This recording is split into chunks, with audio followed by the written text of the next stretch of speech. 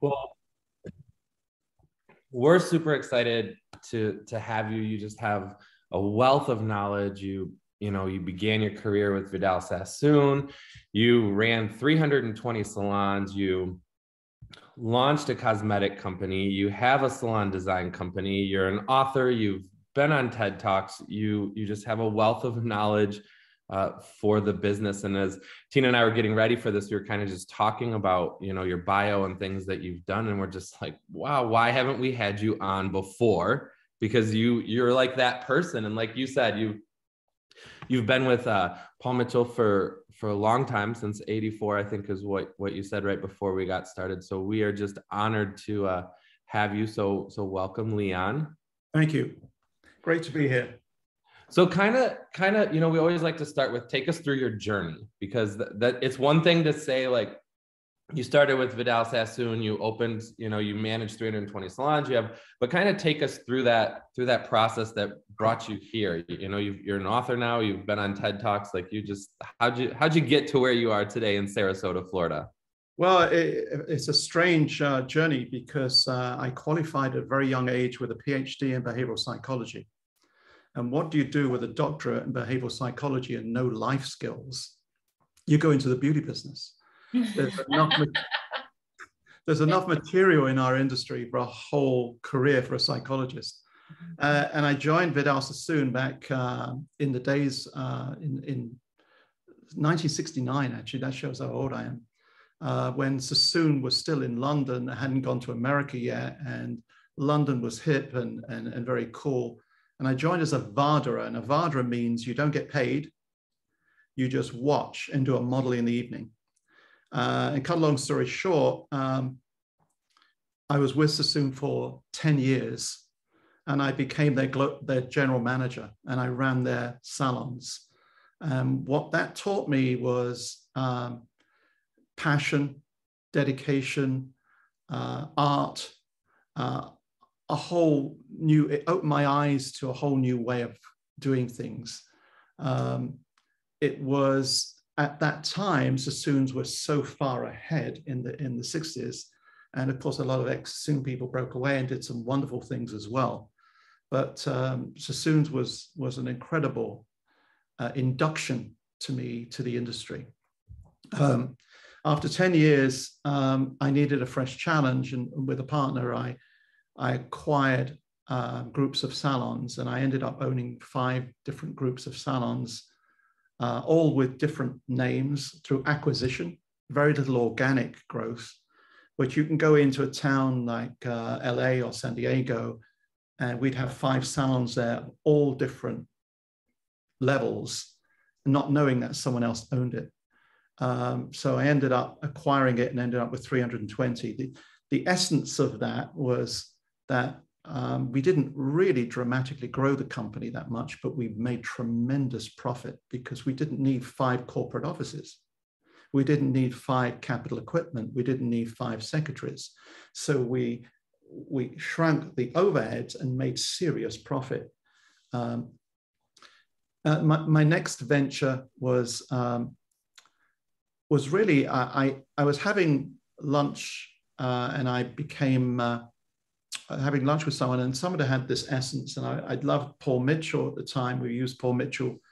And I had an opportunity of acquiring the distributorship of Aveda in United Kingdom. Getting the distribution was difficult. Having $500,000 of inventory with no real marketing strategy was even more difficult. And what that taught me was how to panic.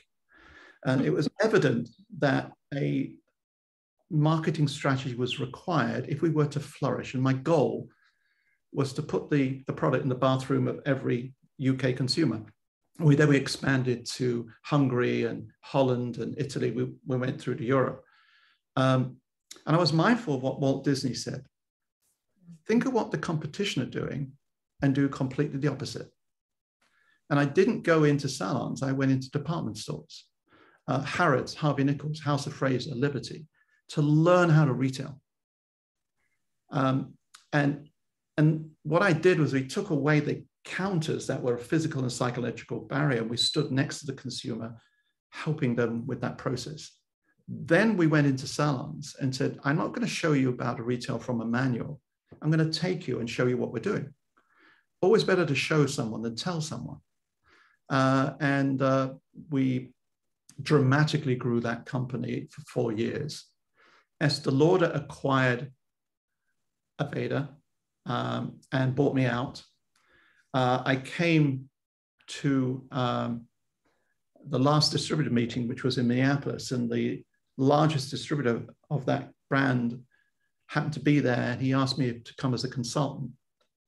And I did. And I was with them for a period of time. And then I broke away in 2006 to be independent so that I could design Paul Mitchell salons, Paul Mitchell schools, non-Paul Mitchell schools, to be independent. And again, I was mindful of saying, I never believed someone owned a salon. I don't think people owned a school. I think they owned a business that happened to be in the beauty industry. And I designed it around best business practices of successful service providers, service companies, marketers, and retailers outside the beauty industry, because they study the consumer and build their business model accordingly. So we designed the space around the emotions of the consumer, accommodating the functionality of service.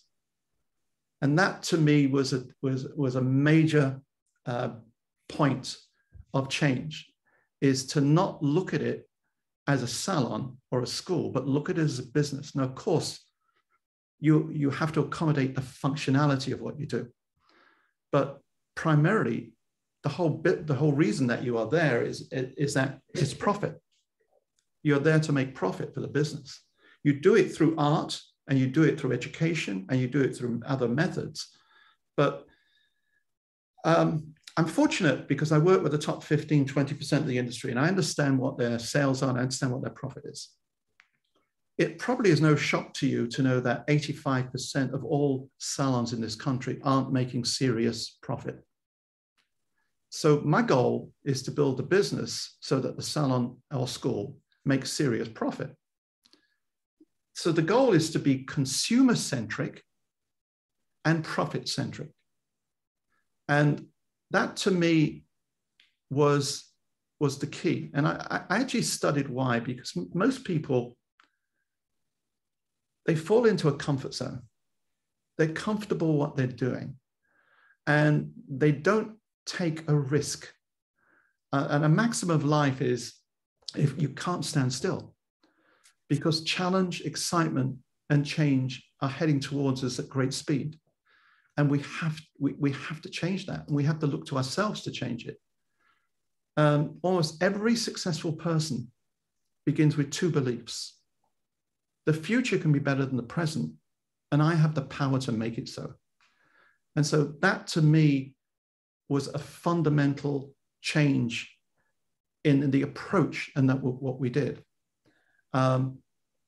We just had to change our thinking, change our action. And you don't change things by fighting the existing reality. To change, we have to build a new model that makes the existing model obsolete. And that to me was so important. Achieving a new business model is not something you can outsource. It requires significant organization introspection. It requires courage. It requires honesty and design thinking. There is no off-the-shelf solution or an app or a magic wand that you can wave at it. It's the willingness to reinvent, reimagine, and risk the occasional mistake. Think of it this way. If it's not risky, it's probably not innovative. Mm-hmm. And so that's the kind of model that I looked at,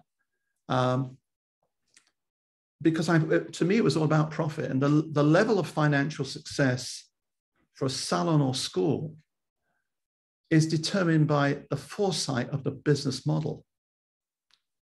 The effectiveness of the business model is determined by the quality of the business plan. And the success of the business plan is determined by the sheer courage and total application to implement that plan. Mm-hmm. So, you know, I just wanted to put that out. Although we love our industry, we love our art, you may be too young to know this group. Do you know 10cc, the group? Okay, so they were a very famous group. You probably know some of their songs, not knowing they sang it.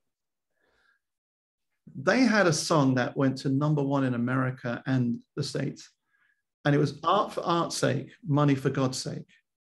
And it just changed people's thinking that we all love the art of it, but to do art and lose money is not a goal. To do art and break even is not a goal. To do art and make a small profit is not a goal. The goal is not to take your business to the next level, because I'm not sure what that is. The goal is to maximize the potential of that business. Because if I'm in a salon and I'm speaking to a salon owner, I say, well, what's your vision? What is it you want to do? Well, I want to take my business to the next level. So if I increase your retail by 5%, have I achieved that? See, there's a feasibility way that you can study to maximize the potential of a business. If you've got 1,500 square feet or 8,000 square feet, of course, that maximum is different. But the occupancy times the average ticket times this, you can know what the maximum is on that. So to me, that is it.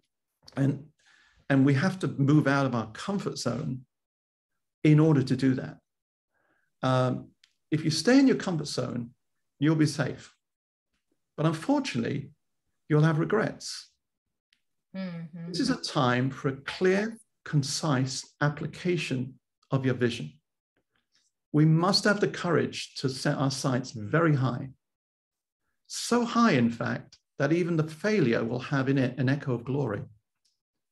So that, to me, will separate the industry.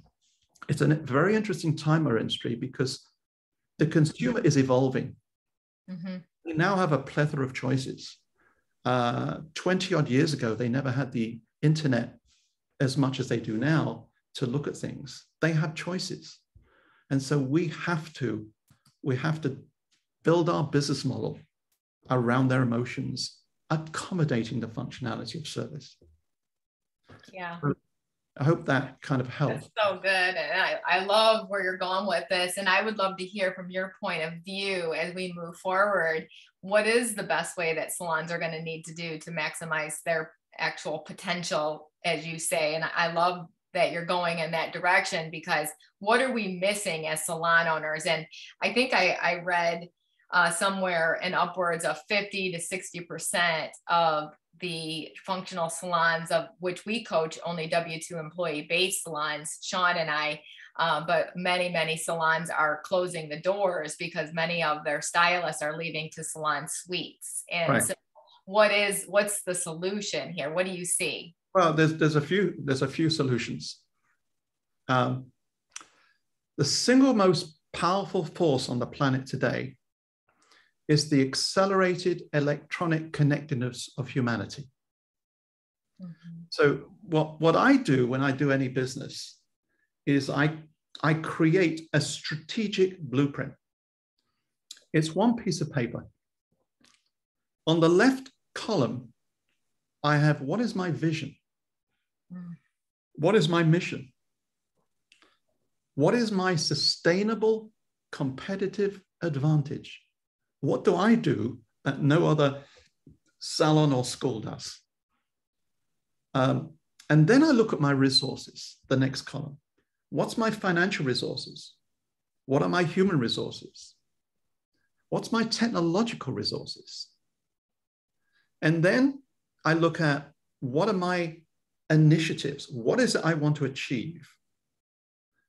And the next column is what are my strategies? How am I going to achieve my initiatives? And the final column, equally as important, is what are my key measurements? How do I measure that my initiatives have been successful?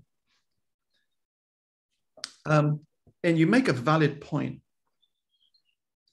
Retailers, restaurants, salons, schools are struggling with the same challenge, finding quality personnel in this market. But there are some retailers that are doing well. There are some salons that are doing well. And there's some restaurants that are doing well. Why? I'm going in a couple of weeks' time to London to the Amazon salon. They have 6 times the amount of applicants to work at that location. 6 times. So when you're struggling to find people, why? Because it's a cool place to work, has a lot of technology, it's a state of the art, it's point and see retail. So you don't touch the retail, you point at it and a window pops up and you see the retail. You can sit in front of a computer and it scans your avatar and superimposes it. So you can choose the color. You can go through 80 different colors. So technology has definitely attracted consumers and staff to want to go to that location. Don't get me wrong. The future is not about technology. It's about touch and tech. It's a combination of touch and tech. If you're operating pre-COVID a business model, you're already going backwards because the consumers move forward. We've just designed a project in Chicago at 6,500 square feet. We need to design businesses where possible with additional income opportunities. So the business in Chicago has a cafe. There's one in Ohio we're doing with a cafe. We just did one in Grand Cayman with a champagne bar. And another one has a wine bar. Another one has alternate retail other than wet product. So there isn't one answer to it. It depends on your business and depends on your demographics. It depends on other things. But I go back to what I said before. I don't think you own a salon. I think you own a business that happens to be the beauty industry. And the fundamental first goal of business is to actually create profit. You know, I see these competitions that say increase in sales and you get an award of 10% or 15%. What about profit? Sales is flattery. Profit is sanity. About profit. And so design the business model with the longer someone's in a location equates to how much they spend. So if you're designing a space in a supermarket, milk's always at the back, bread's at the back. You've got to go all the way to the back to get your primary product. And of course, you'll pick up other things as well. So you have to expose the consumer to the greatest amount of inventory for the longest period of time. You know, throughout history, pioneers have driven a path to new vistas in uncertain times, and we had uncertain times. This isn't a time for staying in a comfort zone. I repeat, this is a time for a clear, concise application of a vision that's consumer-centric and profit-centric. That alone should drive people to look at their business from a different angle. Look at business from a consumer's perspective. There are so many, rightly so, product knowledge seminars. There's so many business seminars, but there's very few that look at it from the consumer's perspective. And that's what Apple do. They study the consumer from the consumer's perspective. The other thing is mindset. I've heard so many people say guests or customers or clients. I don't see them as guests. I see them as consumers. Now, of course, I'm going to treat them as a guest. I'm going to give them the highest civility and standards of work, highest standards of hair work, highest standards of taking care of them, but always think of them as consumer. This alone will create a marketing plan around the consumer's emotions. You know, the consumers, They're pretty savvy. Mm-hmm. They know. We've gone from service to an experience. If I was to give you a complimentary hand massage, if I was to give you a complimentary makeup, if I was to give you a complimentary scalp massage, it's an experience. But if I did that to the next consumer, it's a generic experience. Mm. Key is not generic experiences. The key is not service. The key is personalized experiences. Personalized experiences is the key to the future of any business. It's not about, it isn't about being good. People don't talk about good or average. They talk about excellent and poor. If the restaurant was poor, they're going to talk about it. If the restaurant was excellent, they're going to talk about it. It's the same as the salon. Mm-hmm. So make it excellent, make it personal, make sure that you've got personal experiences. You know, I in some salons, I've asked them to eliminate the word salon or studio. If you eliminate the words salon, studio in your title for your new business, it enables the consumer to not just look at your business as a salon. It enables the business to market supplementary income opportunities, like healthcare, alternative retail. I mentioned juice bars, coffee bars, wine bar, anything that would be appropriate, because it drives business more. It gives a higher average total, and it sells more wet products because they're staying longer. You know, Paul Mitchell's become a household name on its own. It's a household name. You don't need to put Paul Mitchell Salon School. People know what Paul Mitchell are because it drives the brand Paul Mitchell globally.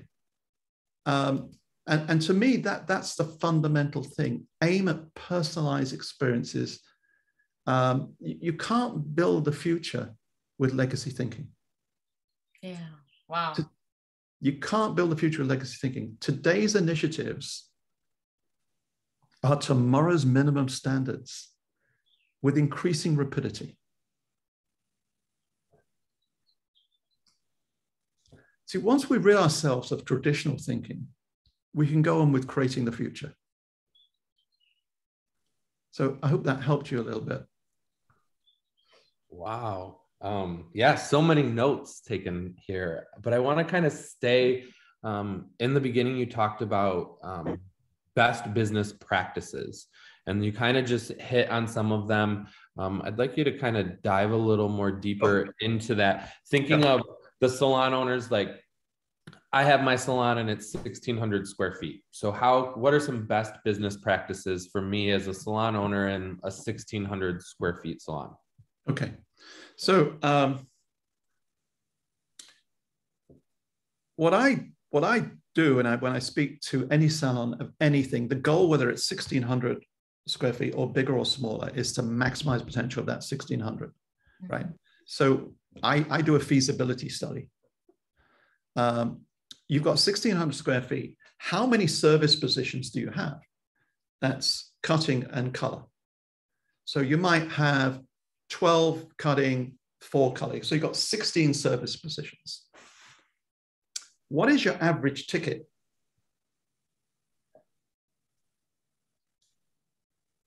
Work your average ticket out on an 80% occupancy of that chair. How many hours are you open? So that then is the maximum occupancy versus the feasibility occupancy. So how is the business set up with its 1,600 square feet? And I'm mindful of, what do successful, serious retailers do outside of our industry? What do successful service companies like Michelin restaurants do outside of our industry? What do marketing companies like Walt Disney do?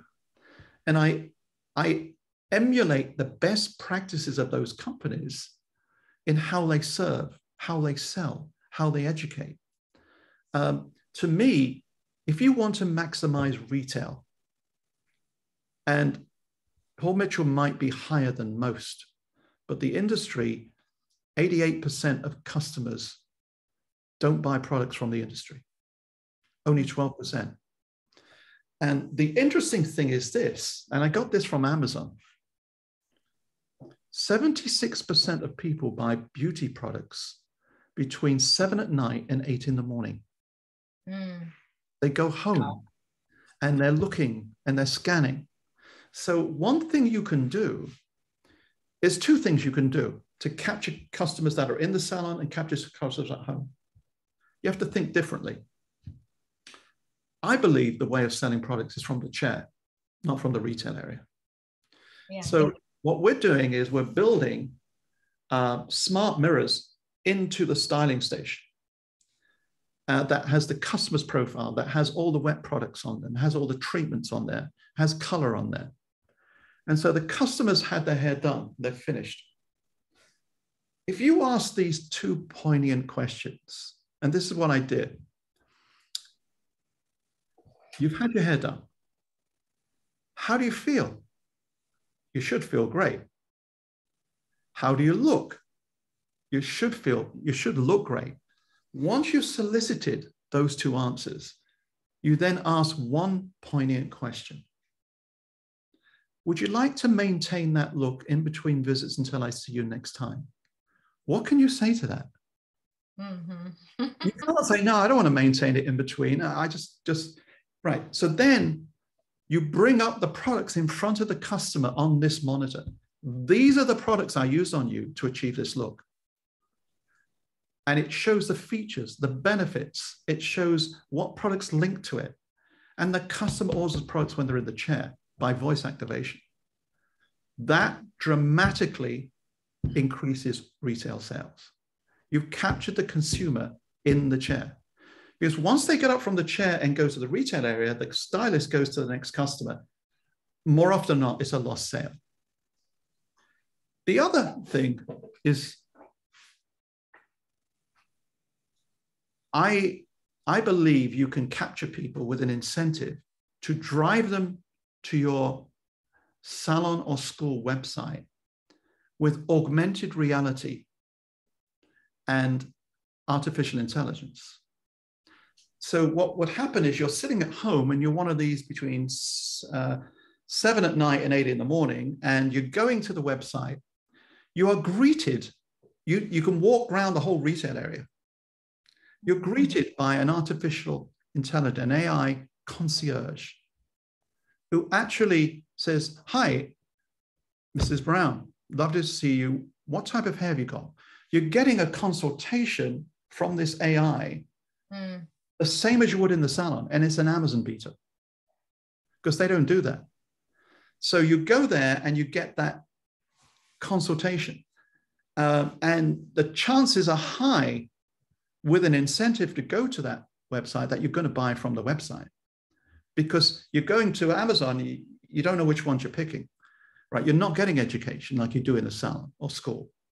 So you're getting the same level of education at home. So you're capturing both in the salon and at home. The other thing I did, and I've done for a long time, is I never had receptionists. I never had front desk people. I had concierge. And the concierge were people that every interaction with the consumer, the greeting, the shampoo, the service, the color, the exit, has to be a series of excellent experiences. 1,600 square feet, you can do this. Every interaction with the consumer has to be a series of excellent interactions. And so the concierge may say, you know something, we've got, let me give you an analogy which leads to that.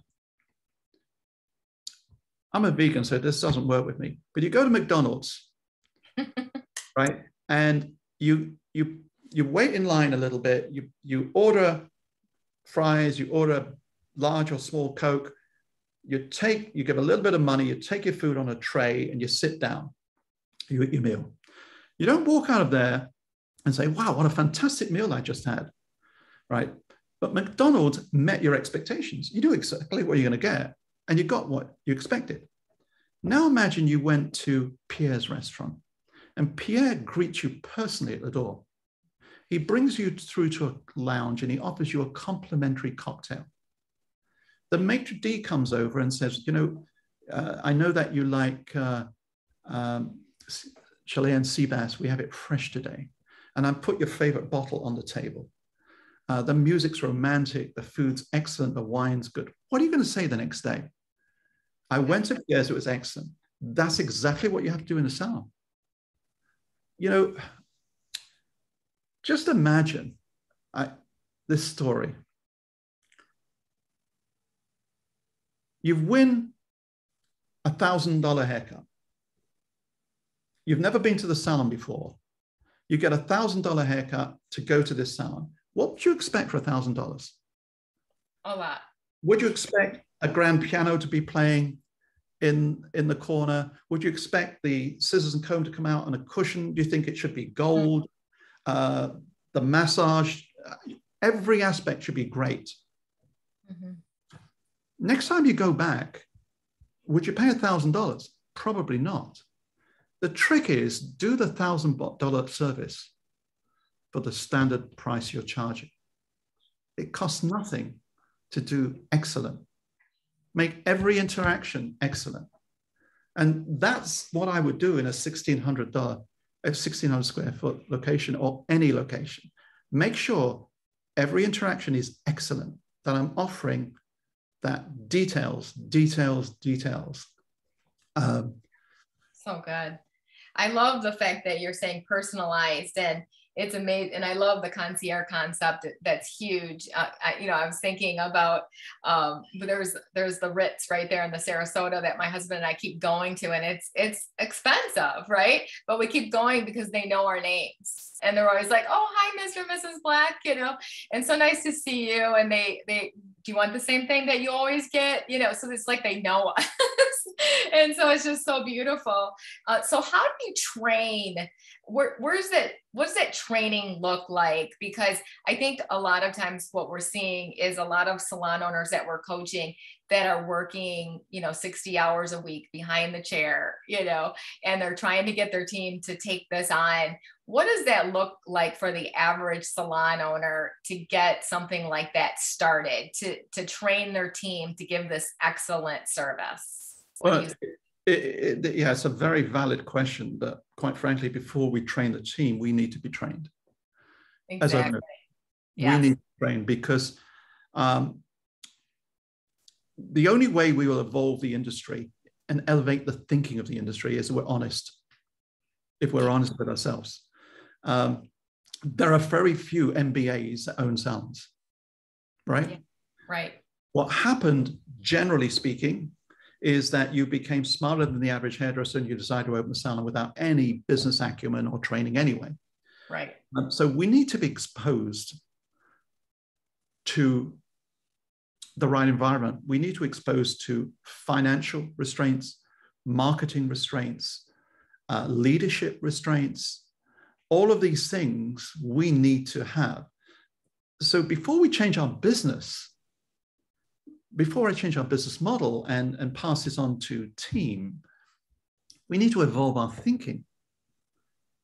Rightness is what matters in logical thinking.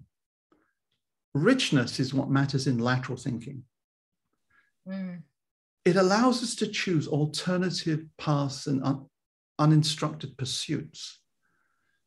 It's an escape from the virtual thought prison we've built around our education, from our education experiences, and those we allow to influence us. We have to be exposed to how to run a business with profitability. We need to expose how to help people genuinely and support them genuinely. So if we want to keep people, we have to give them a purpose. We have to give them a vision. We have to give them responsibility. We have to listen with the intent to understand them. And each human being is different. Mm-hmm. And so, that to me is very important. Whether you've got an existing salon or you're opening a new salon as well, it's the same thing. Here's what I think.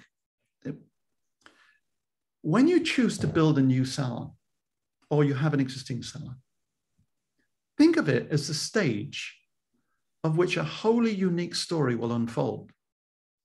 The more authentic and organic that stage is, the more people will be drawn to it. Mm-hmm. The stronger the sense of place it embodies, the more inclined people will be to gather there. And that's the same for consumers and staff. So make it a stage with excitement and opportunity. And I think that the salons that do that will flourish. Make sure it's personal with your staff. Yeah. It's not just about, because you can't expect staff to give personal experiences if you're not listening to your staff with the intent to understand. We mystify the idea of personal experience like it's a dark art. But at the molecular level, all experiences are just an amalgam of content, emotional, physical, and digital, and intellectual content. The difference between a generic experience and a personal one is the quality of the content. It's as simple as that. And so we just have to, we have to get our thinking right. We have to evolve our thinking. We have to get out of our comfort zone. We have to surround ourselves with people who have expertise in areas we don't. Yes. Financial, marketing, leadership, and many others. Because that to me is the starting point. The old saying, you never get a second chance for first impression. Mm-hmm. Make sure that you have most eventualities. You don't need to be a master of everything. You need to understand it. You need to understand finance. You need to understand how to read a P&L. You need to understand how to market. And not just market, I mean advertising. I'm talking about neuromarketing. Make sure that you're gearing it to the market level that is your market. In this post-pandemic landscape, at the high end of the beauty industry, there's only two classes will remain: the average and the artful. Yeah. Let's be artful. Love that. So how can people find you? Where can they find you on the? Probably on the beach, I would think.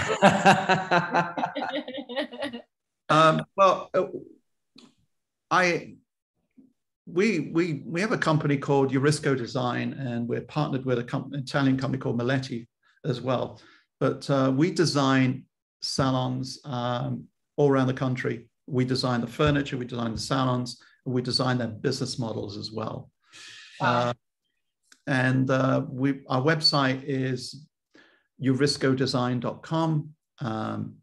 They can email me. I'm on social media. But my goal at this stage, quite frankly, is to elevate the thinking of the industry. Mm-hmm. That's my fundamental goal. I never come on a podcast and talk about me or my company or products. I talk about the future of the industry. I talk about the future of your business. To me, that's vitally important. And the ones that say, I want to work with this person, that's great. But that it may be the English in me, but I'm not here to promote me. I'm here to try to elevate the thinking of the industry. Mm-hmm. And just make sure that we're going to create something exceptional, that our mindset is relentlessly focused on the smallest details. That to me is it bit, and I always ask sons, just say what you feel, be honest. The degree to which a person can grow is directly proportional to the amount of truth a person can accept about themselves. So true. Wow. That is, okay, mic drop. The degree to which a person can grow is directly related to how much they can accept themselves. Directly proportional. Yeah. Directly proportional. So good. And, you know, we talk about that all the time is you've got to get people around you to tell you how much you suck. You have to. We're so busy being around people that tell us how great we are. Why don't we be around people that will help us to grow and to help us go, again, we said to maximize your potential. I love that so much, because it is all about that. It's all about not having regrets, right, Leon? And I know you're not talking about yourself, but we are, and we want to make sure people know how to find you. Again, it's Dr. Leon Alexander, and I know you can find him on Instagram as well too. So Google him right now. You'll see his companies that he has to offer, some of his services, which are absolutely phenomenal.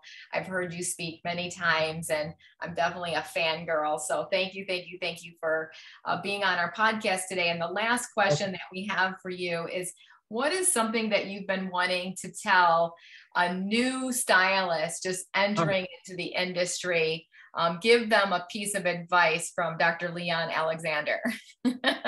Well, I would say this, and if you start at the thinking this way, you'll have a great career. The salon is a stage.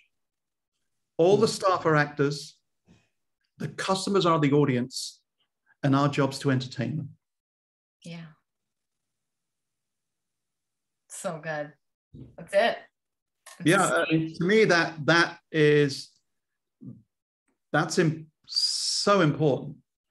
And be positive. You can see the situation's full of possibilities or it's full of obstacles.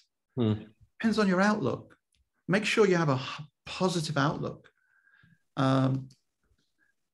Just choose your words wisely. Words matter. They reinforce paradigms and perceptions.